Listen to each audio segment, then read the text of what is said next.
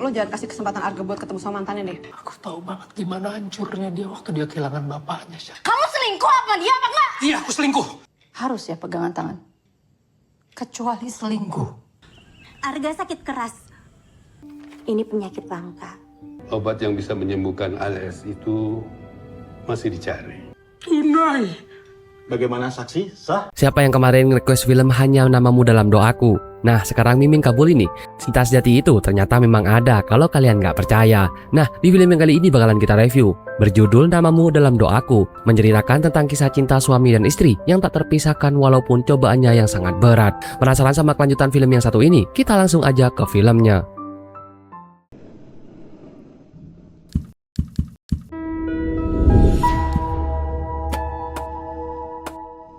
Film diawali saat pernikahan Hanggini dan juga Arga, yang dimana Hanggini adalah anak kesayangan papanya yang akhirnya dilepas dan dinikahkan dengan Arga. Cintailah Arga sepenuh hati. Tak lama kemudian setelah menikah, mereka pun langsung dikaruniai seorang anak dan hidup bahagia.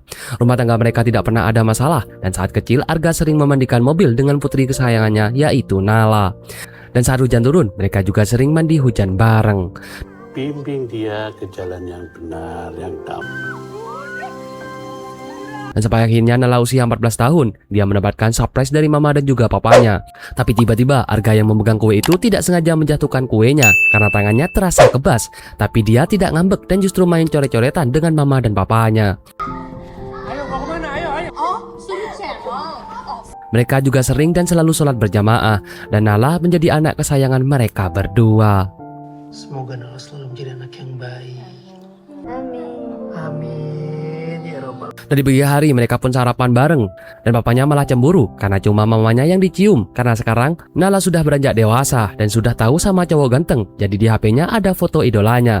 Tapi di sini Nala bilang kalau papanya yang paling ganteng. Itu orang paling ganteng, paling keren, paling Nala pun diantar sekolah dengan papanya, dan di perjalanan papanya sangat asik dengan Nala. Dia pun malah cerita kalau dia pengen melanjutkan beasiswa SMA di London, dan papanya Nala pun sangat setuju dan berjanji akan mewujudkan semua cita-cita Nala, dan tugas Nala hanya fokus untuk belajar. Nala pun memberikan gelang kembarannya dengan papanya, dan tiba-tiba papanya malah tidak sengaja menekan rem dan membuat Nala kaget, tapi sepertinya itu gerakan refleksnya. Udah pokoknya kamu fokus aja latihan. Buat apa gelangnya? Karena udah pakai seatbelt, Papa. Arga pun pergi ke rumah sakit untuk memeriksakan tangannya dan kaki di bagian kanannya yang merasa sering lemas dan suka muncul kayak gerakan-gerakan sendiri. Dokter bilang dia harus melakukan pemeriksaan dan terapi supaya tahu apa penyebab penyakitnya. Saya bikinin resep ya. Arga pun bekerja dengan Rio, yaitu sepupunya, sebagai seorang kontraktor. Dia melakukan meeting online dengan para investor, tapi investornya itu memberikan kabar buruk kalau dia tidak jadi kerjasama. Walaupun begitu, Arga pun tetap menenangkan Rio. Dia bilang mungkin ini bukan rezeki mereka dan mereka harus tetap berusaha. Kita masih bisa survive sampai sekarang kan? Siap, Kapten. Malam harinya akhirnya Arga pulang, dan di sini Hanggini seperti biasa selalu pura-pura tertidur di kursi, dan Arga selalu menggendong Hanggini ke kamarnya. Arga pun merasa Hanggini tambah berat dan mereka pun bercanda. Arga janji kalau dia akan terus menggendong dan melakukan hal ini sampai mereka tua, walaupun tangannya Arga terasa kesakitan. Tapi Arga tidak cerita kepada Hanggini. Aku bisa gendong kamu sama Nala sekaligus. Kenapa, Mas? Gak apa-apa. Arga tidak langsung istirahat, melainkan dia melanjutkan pekerjaannya dan istrinya membuatkan kopi untuk menemaninya lembur. Di sini Hanggini cerita kalau dia pengen buka catering yang namanya Nala Kitchen, dan di sini Arga sangat mendukungnya. Hanggini gak sengaja melihat chat di laptop Arga, dan Arga bilang kalau katanya besok ada reuni teman SMP. Hanggini pun ngeledek Arga karena di sana ada mantannya Arga yang masih SMP dulu. Takut ketemu sama mantannya. Enggak. Ya kalau nggak ada apa-apa ya udah pergi aja. Esok harinya Arga pun akhirnya datang ke tempat reuni dengan teman-temannya. Dan tak lama kemudian mantannya Arga datang dan menyapa semuanya termasuk Arga, dan mereka pun seperti tidak canggung satu sama lain. Udah lama banget. Jangan lama-lama. Di sisi lain Hanggini juga lagi nongkrong dengan bestinya, dan dia pun cerita kalau suaminya lagi reunian teman SMP dan ada mantannya di sana. Salah satu besti Hanggini bilang kalau dia harus hati-hati karena biasanya banyak CLBK berkedok reuni. Tapi Hanggini sangat percaya sama Arga dan tidak bakal seperti itu. Udahlah nggak usah diliatin. Nanti nyesel loh. Lo jangan kasih kesempatan Arga buat ketemu sama mantannya deh. Dan setelah makan-makan, Arga ngobrol dengan teman-temannya dan mereka pun mengajak bermain truth order. Mereka pun bermain bersama dan Arga yang mendapatkan pertanyaan itu kenapa bisa putus dengan Marisa dulu. Tapi Arga mengalihkan pembicaraan. Temannya Hanggini pun mencoba mencari sosial media Marisa yang mantannya Arga itu. Dan setelah dilihat-lihat, ternyata Marisa cantik dan juga jago karena dia menjadi dokter. Nih, lihat ya. Tapi kok nggak ada foto suami atau pacar gitu? Arga pun pergi ke kamar mandi, tapi saat mau balik dan turun tangga, tiba-tiba dia keseleo dan terjatuh. Dan untungnya ada dokter Marisa alias mantannya Arga yang mengobatinya. Tapi mereka memang hanya sebatas teman saja. Marisa pun menanyakan apa keluhannya Arga, dan dia pun merekomendasikan dokter saraf yang bagus, yang juga satu tempat kerja dengannya, supaya Arga bisa periksa ke dia. Gimana? Aman? Aman, ada dokter apa aja aman pasti. Kebetulan aku ada kenalan dokter saraf. Kita kerja di rumah sakit yang sama. Dan di sore hari Arga pun pulang dan dia cerita kalau dia terjatuh di tangga karena keseleo. Dan untungnya ada Ica yang katanya nama panggilan Marisa yang membantu mengobatinya. Di sini Hanggini pun masih percaya, tapi dia juga suka ngeledekin suaminya karena katanya Ica itu juga masih single. Marisa, si Marisa. Single. Enggak tahu sayang. Esok harinya Arga pun pergi periksa ke dokter, rekomendasi dari Ica. Dokter akhirnya bilang kalau Arga harus melakukan pemeriksaan lebih lanjut karena gejalanya ini tidak biasa. Arga pun diminta untuk ditemani oleh orang terdekatnya sama dokter. Agar keluarga dan orang-orang terdekat, jadi kita akan melakukan tindakan EMG. Tak lama kemudian Arga pun menunggu di luar. Dia ditelepon oleh Hanggini dan menanyakan di mana posisi Arga. Arga gak bilang kalau dia ada di rumah sakit dan dia bilang lagi meeting dengan klien. Tadi aku telepon Rio katanya udah pulang. Kebetulan klien ngajakin meeting di coworking space gitu. Hari-hari berlanjut, Arga pun masih tetap bisa bekerja dengan Rio walaupun kondisinya yang sudah sering lemas di bagian tangan kanan dan juga kaki kanannya itu. Dia juga selalu sibuk karena sekarang dia sudah menemukan investor baru dan proyeknya berjalan. Oke, bismillah ya. Alhamdulillah. Bahkan di pagi hari Arga sering gak sarapan bareng karena dia terlalu sibuk dan buru-buru berangkat kerja. Dan di malam hari mereka pun bertiga nonton film horor dan tiba-tiba HP-nya Arga berbunyi. Dia mengangkat telepon tapi menjauh dari Hanggini. Dan keesokan harinya Arga pergi ke rumah sakit lagi dan dia diberitahu oleh dokter kalau dia positif dan ada gangguan di bagian saraf dan ototnya. Tapi sampai saat ini obatnya masih belum bisa ditemukan dan dia hanya bisa melakukan terapi untuk mengurangi gejalanya. Otot tidak mendapatkan nutrisi yang cukup. Obat yang bisa menyembuhkan ALS itu masih dicari. Keesokan harinya Arga pergi ke rumah sakit lagi dan dia pun diberitahu oleh dokter kalau dia positif mengalami ALS yang dimana ada gangguan di bagian saraf dan otot. Tapi sampai saat ini obatnya masih belum bisa ditemukan dan dia hanya bisa melakukan terapi untuk mengurangi gejala tersebut. Harapan hidup penderita ALS 2-5 tahun. Jadi saya punya waktu berapa lama, dok? Sampai ke kondisi terburuk. Arga pun pulang dengan perasaan yang sangat sedih dan tidak menyangka kalau ternyata hidupnya gak lama lagi.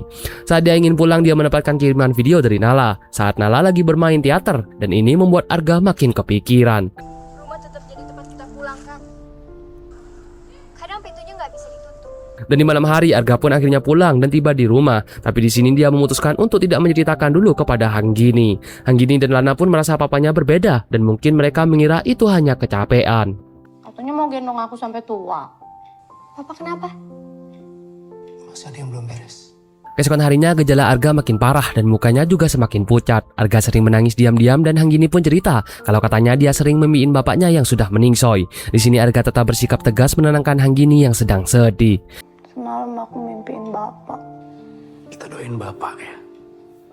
Dan di malam hari Arga pun lanjut mencari cara untuk menyembuhkan dirinya dan melihat-lihat tentang terapi penderita ALS. Tapi dirinya tidak kuat dan hanya bisa bersedih.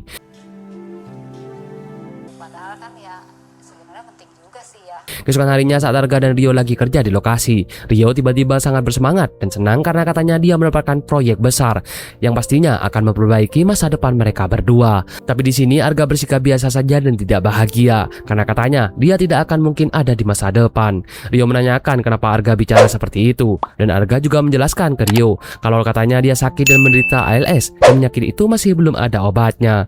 Setelah mendengar tentang penyakit itu, Rio pun akhirnya terdiam dan menanyakan apakah Hanggini sudah tahu soal penyakitnya. Tapi Arga memutuskan untuk enggak bilang ke Hanggini karena katanya dia tidak mau kehidupan mereka jadi berubah. Kok bisa lu kasih tahu gua tapi istri lu sendiri nggak lu kasih tahu? Kok sakit? Kok kena ALS? Bang gini udah tahu kan? Mereka harus punya kehidupan yang jauh lebih baik.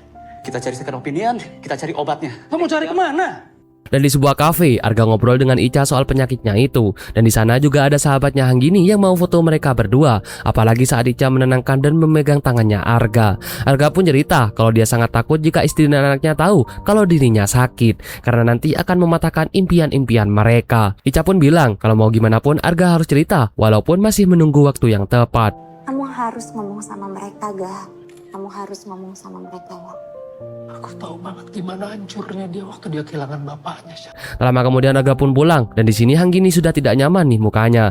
Hanggini pun menanyakan Arga dari mana saja dan menunjukkan kalau dia tahu tadi dia lagi berduaan sama Marisa. Arga pun berbohong dan bilang kalau Marisa itu kliennya dan katanya ingin membangun rumah. Tapi Hanggini tidak percaya karena itu sampai pegang-pegang tangan. Hanggini pun pergi masuk kamar.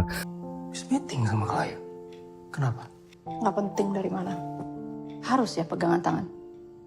Kecuali selingkuh. Malam hari saat mereka makan malam, Hanggini pun masih ngambek dan dia tidak bicara apapun kepada suaminya. Nala pun akhirnya bertanya kepada papanya, kenapa mamanya bisa diam seperti itu? Karena biasanya dia ngomel-ngomel, dan Arga di sini bilang kalau mamanya cuma ngambek sedikit. Apa sama mama tuh lagi kenapa emang? Tapi suka nggak dibolehin sama mama. Habis itu mama ngomel-ngomel. Saat lagi ngobrol, Arga melihat Nala itu seperti masih kecil dan dia pernah punya cita-cita menjadi orang sukses supaya bisa mengajak mama dan papanya keluar negeri. Nala mau ajak papa sama mama keliling dunia. Dan keesokan harinya Hanggini nongkrong lagi dengan bestinya, dan bestinya itu membicarakan soal Arga dan Marisa. Karena katanya Hanggini, dia masih gak percaya kalau Arga itu tukang selingkuh. Temannya pun menyarankan untuk Hanggini mengecek HP-nya Arga. Siapa tahu juga kayaknya sih nggak mungkin deh Mas Arga tuh selingkuh. Lo cek aja HP-nya Arga. Tengah malam saat Arga tertidur, dia pun berniat untuk mengecek HP-nya Arga. Dan di pagi hari Arga pergi ke rumah sakit untuk periksa dan terapi, dan dia pun ngobrol dengan salah satu ibu-ibu di sana yang katanya suaminya juga lagi sakit karena mengidap ALS. Arga pun makin merasa takut kalau Hanggini tahu, maka hidupnya akan sama seperti ibu-ibu ini yang hanya fokus ke penyembuhan suaminya. Fokus untuk merawat suami saya. Dia kena ALS, suami saya sudah tidak bisa berjalan. Saat Arga mau pulang, dia ditanya oleh Marisa sampai kapan dia mau menutupi ini ke keluarganya. Arga pun bilang kalau dia masih butuh waktu untuk cerita ke Hanggini dan juga Nala. Saat Arga mau naik ke mobil, tiba-tiba dia jatuh dan dibantu oleh Marisa. Tepat juga saat itu ada Hanggini yang melihat mereka berdua seperti lagi bermesraan. Hanggini jadi makin salah paham dan dia tahu karena tadi malam dia jadi ngecek HP-nya Arga kalau Arga mau ketemu dengan Ica. Arga pun mengejar Hanggini dan berusaha menjelaskan kalau itu tidak seperti apa yang Hanggini pikirkan. Tapi Hanggini sudah tidak bisa percaya lagi karena dia sudah melihat dengan mata kepalanya sendiri. Mas lupa janji Mas sama Bapak. Aku selingkuh? Aku nggak selingkuh. Kita obrolin baik-baik. Mas, tolong. aku pengen kita pisah. Dan di malam hari Hanggini pun tidur dengan Nala karena dia sangat kesal sama Arga. Mama bobo di sini, Bre. Keesokan harinya Hanggini pun masak, tapi sambil emosi. Dia tidak menjawab satu kata pun dari pertanyaan-pertanyaan Arga yang berusaha menjelaskan kepada Hanggini. Mereka pun akhirnya berantem karena Hanggini masih salah paham. Dan Arga juga masih membela Ica karena katanya Ica tidak salah. Siapa yang marah? Aku nggak belain dia, bukan gitu maksudnya. Iya terus maksudnya apa? Bilang aja Mas, jangan-jangan kamu masih belum selesai sama dia ya? Kalau iya dia memang selingkuh dengan Ica, dan dia bilang kalau dia tidak akan ada di masa depan Hanggini dan juga Nala. Arga pun juga bilang kalau lebih baik dia pisah saja. Hanggini hanya terdiam tapi ternyata Nala mendengarkan itu semua. Kamu selingkuh apa dia apa enggak? Iya, aku selingkuh. Nala. Arga dan Ica pun mau ngobrol di kantornya. Ica marah karena Arga malah bilang kalau dia selingkuh dengan Ica. Ica sangat tidak setuju dengan keputusan Arga yang mau meninggalkan Hanggini karena dia tidak mau Hanggini merasakan apa yang dia rasakan. Ica cerita kalau dia pernah tiba-tiba ditinggalkan oleh mantan pacarnya sampai akhirnya beberapa bulan kemudian dia ketemu lagi di pemakaman mantan pacarnya itu karena katanya mantannya sakit kanker dan gak mau bebanin Ica. Di sini Ica merasa bersalah seumur hidup dan merasa tidak dihargai sebagai wanita. Sama kayak kamu persis alasannya. Tapi satu hal yang dia nggak pikirin, Ga. Dia nggak kasih aku kesempatan untuk ngurusin dia. Tanpa dikasih kesempatan untuk pamitan. Rio juga memujuk Arga untuk memberitahu istrinya, tapi Arga mengancam akan berhenti melakukan terapi kalau mereka berdua maksa memberitahukan ini. Kalau kalian berdua berani ngomong sama Hanggini, aku akan berhenti terapi. Dan saat di rumahnya, Hanggini pun didatangi sama kedua bestinya. Dia cerita kalau Arga akhirnya minta pisah dengannya karena katanya dia memang selingkuh. Temannya Hanggini ada yang emosi, tapi ada juga yang berusaha menenangkan Hanggini. Apa kita labrak aja ya tuh pelakor? Gue nggak tahu sih dia beneran nggak tahu apa emang nutupin aja. Tapi kan pernikahan itu bukan tentang cinta aja. Dan di sekolahnya Nala dia latihan teater, tapi dia tidak terlalu menghayati. Sampai akhirnya dia ditegur sama gurunya karena katanya aktingnya kurang bagus. Dan di sini kelihatan kalau dia lagi ada masalah. Monolognya kayaknya nggak gitu deh. Ini audisinya sebentar lagi loh. Malam harinya papanya Nala menghampiri kamarnya Nala. Dia meminta maaf karena sudah menyakiti Nala, tapi Nala sudah terlanjur kecewa karena papanya mengecewakannya dan juga mamanya. Di sini Arga hanya bisa menangis mendengar itu keluar dari mulut anaknya itu. Rasanya kok udah lama banget ya. Papa nggak main kesini. Papa janji, Papa mau wujudin semua cita-cita Nala. Coba minta maaf. Keesokan harinya ada yang mengetuk pintu rumah Anggini dan setelah dibuka yang datang adalah Rio dan Ica. Anggini pun awalnya langsung emosi dan marah karena menganggap Ica adalah pelaku. Tapi di sini Ica pun langsung bilang kalau Arga itu lagi sakit keras. Ica menjelaskan semuanya kepada Anggini soal penyakit ALS Arga yang sekarang makin memburuk dan Arga melarang mereka untuk memberitahu Anggini karena Arga tidak mau membuat Anggini terbebani, apalagi sampai hidupnya hanya untuk mengurus Arga yang sakit-sakitan. Arga sakit keras. Ini penyakit langka. Harapan hidupnya nggak lama dan dia akan semakin menjauh dari kamu.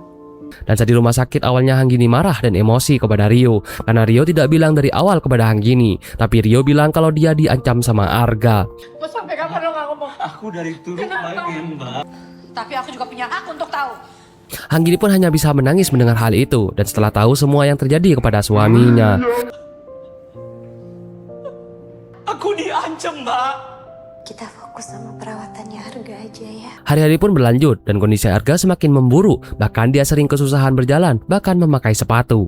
Di sini sikap Anggini berubah menjadi perhatian dan baik. Walaupun Arga masih dingin kepadanya dan cuek karena dia sudah bilang dia ingin pisah dengan Anggini. Arga merasa ada yang aneh dan dia malah curiga apakah Anggini tahu penyakitnya. Kebuatannya? Dan di malam hari mereka sudah tidak tidur bareng lagi karena Arga sudah menjatuhkan talak satu kepada Anggini dan mereka sebenarnya sangat rindu satu sama lain. Beberapa hari selanjutnya Anggini pun bilang kalau dia ingin menemani Arga terus sampai masa indahnya berakhir walaupun Arga tidak menjawab apa-apa. Izinkan aku berbakti sebagai istri. Scene pun beralih, Arga menghampiri Rio dan dia mengatakan kalau dia kecewa kepada Rio karena Rio sudah memberitahu Anggini. Arga marah karena katanya Rio sudah menghancurkan semua rencananya selama ini untuk keluarganya. Gue cerita semuanya ke lo. Gue bisa jelasin, lo gak tahu apa yang gue rasain, apa yang gue rasain. Dan saat di rumahnya Anggini pun menghampiri Nala. Dia bersantai di kamar dan menceritakan soal penyakit papanya yang dimana papanya tidak punya banyak waktu lagi. Setelah mendengar itu Nala pun hanya bisa menangis dan memeluk mamanya itu. Apa yang mamamu sampaikan? Kita bisa kehilangan papa kapan aja, yang nggak ada obatnya. Scene beralih di tempat pembangunan rumah. Arga cerita kepada Rio kalau dia punya proyek yaitu untuk membantu membukakan catering untuk istrinya yang dulu pernah dia larang, tapi dia ingin melakukan itu supaya Anggini bisa tetap hidup setelah dirinya meningsoy. Gak. Lu kenapa? Gue mau jual saham gue kantor. Tiba-tiba Arga pun mendapatkan voice note dari Nala yang dimana Nala bilang kalau Nala menunggunya di rumah. Setelah itu Arga pun keselio dan tak sengaja jatuh sampai ketiban beberapa kayu yang ada di sana. Malam harinya Rio pun mengantar Arga pulang dan Anggini menanyakan apa yang sebenarnya terjadi kepada Arga. Tapi Arga masih tidak mau cerita kepadanya. Sampai akhirnya Anggini pun bilang kalau dia sudah tahu semuanya dan dia pun memohon untuk diizinkan merawat suaminya karena dia sangat sayang kepada Arga. Ngabisin seumur hidupku, lebih banyak waktu sama Mas. Bukan cuma ngurusin suami kamu yang cacat. Semua itu akan berubah. Anak aku, istri aku, biarin aku pergi dari rumah ini. Enggak Mas. Anggini pun menangis dan tetap memohon untuk tetap merawat Arga. Tapi Arga menolak dan pergi dari rumah dan meninggalkan Anggini dan Nala. Kamu gak akan pernah lihat aku lagi.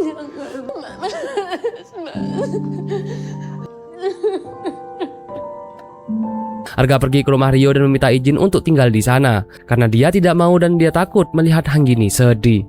Rio akhirnya keluar rumah karena dia tidak kuasa juga menahan tangisnya dan tidak tega melihat Arga seperti itu. Ternyata gue malah nyakitin semua orang. Keesokan harinya Rio pun membawakan barang-barang ke rumah Hanggini yang katanya kiriman dari Arga, yang dimana itu adalah barang-barang untuk membangun catering impiannya Hanggini. Hanggini pun juga mendapatkan surat yang telah dibaca. Dia sampai meneteskan air matanya, tapi untungnya Nala selalu menguatkan Hanggini. Nala janji bakal bawa papa pulang. Keadaan Arga makin parah dan bahkan saat dia sholat pun tangannya kesusahan untuk bergerak dan merasa kesakitan. Dan di rumahnya Hanggini, dia menangis dan cerita sama dua sahabatnya kalau hari itu adalah hari terakhir masa indahnya dan dia sangat takut kehilangan Arga. Harus gimana? Kasihan Arga, tapi jangan lama-lama ya. Di rumah sakit Rio pun mengantar Arga periksa karena kondisi Arga sekarang makin lemas. Sepulang dari rumah sakit, Arga dan Rio melihat ke teras rumahnya Hanggini. Kalau Hanggini sekarang sudah berhasil buka catering dan pesanannya juga semakin banyak. Mama masih sering nangis kalau ingat papa. Arga sedang duduk sendirian di taman dan tak sengaja menjatuhkan bola yang dia pegang. Ternyata bolanya lari ke arah Ica. Ica bilang kalau katanya ada yang pengen ketemu dengannya dan yang datang adalah Nala. Nala menghampiri papanya dan dia pun bersedih karena melihat papanya kondisinya seperti itu. Tapi Nala tetap menguatkan papanya karena dia sangat sayang kepada papanya itu. Nala pun memeluk papanya dan memohon untuk kembali ke rumah karena dia hanya ingin rumahnya kembali utuh seperti dulu. Nala kangen banget sama papa. Kangen papa selalu gandeng Nala. Maafin Papa ya, Nala. Dan di malam hari akhirnya Arga mau pulang dan dia datang bersama dengan Nala, Rio dan juga Ica. Dia pun menghampiri Hanggini dan meminta maaf soal sikapnya selama ini terhadap Hanggini. Hanggini sangat senang karena akhirnya Arga mau pulang kembali.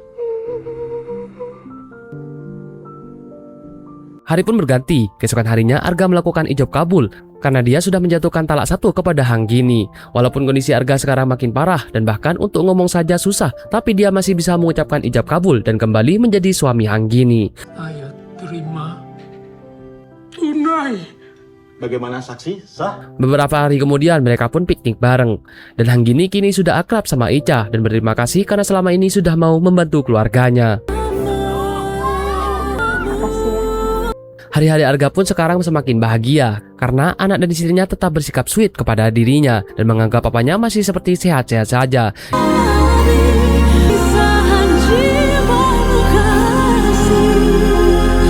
Hanggini dan Nala pun juga selalu sabar merawat Arga yang sudah tidak bisa apa-apa itu dan juga selalu rutin menemani Arga periksa.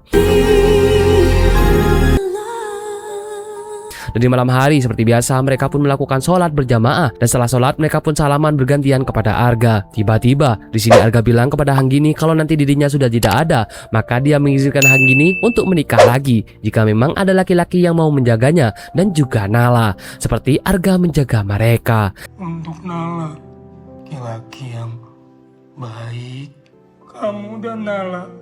Mendengar itu Hanggini pun tidak suka karena katanya hanya namanya Arga yang selalu ada di hatinya. Nala sangat sedih mendengar kata-kata itu, seolah tidak siap kalau akan kehilangan papa kesayangannya itu. Masih bisa kok. Udah.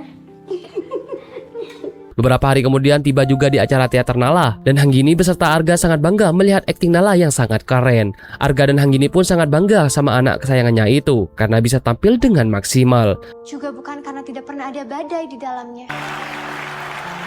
Dan di suatu pagi Hanggini pun mengajak Arga dan juga Nala untuk foto bersama yang dimana Rio menjadi fotografernya. Mereka pun sangat terlihat bahagia foto dengan background rumah mereka yang menggambarkan kehidupan mereka sangat utuh. Beberapa tahun kemudian Hanggini pun memandikan mobil yang seperti biasa dilakukan oleh Arga dan tiba-tiba hujan turun. Nala yang pulang dari sekolah ini juga membantu Hanggini membersihkan mobil dan mereka memandikan mobil berdua seperti yang dilakukan saat ada Arga dulu, yaitu memandikan mobil bertiga sambil main hujan-hujanan. Dulu hidup mereka sangat bahagia, tapi Hanggini dan Nala sekarang juga berusaha bahagia walaupun Arga sudah tidak ada dan berharap Arga bisa pergi dengan tenang di sana.